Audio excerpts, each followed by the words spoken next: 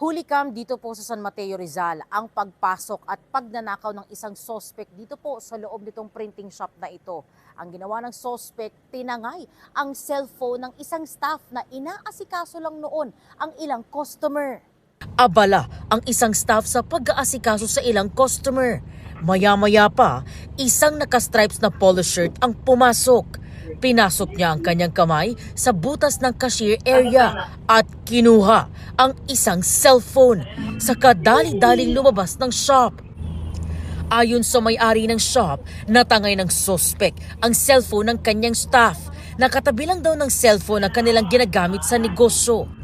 2 oras makalipas nang mapansin daw ng staff na nawawala na ang kanyang cellphone na ngayong buwan lang daw niya natapos bayaran ng buo. May rush picture po kasi kami doon sa shop na yun.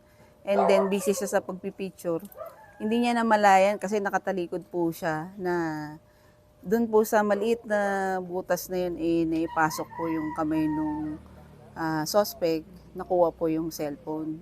Ayon sa may-ari ng tindahan, dati nang nagpupunta ang suspect sa kanilang shop. Namumukhaan po namin yung taon to na pabalik-balik na po talaga sa shop na talagang tinitiktikan niya yung staff namin kung ano po yung galaw doon sa loob ng shop. Minsan nagpapaload po. Inireport ng may-ari ang insidente sa pulisya at barangay. Ayon sa pulisya, dati nang nasangkot sa ilang insidente ng pagnanakaw ang suspect. Sabi naman ng barangay, ang suspect natin po ay posibleng hindi taga rito sa Barangay Santa Ana.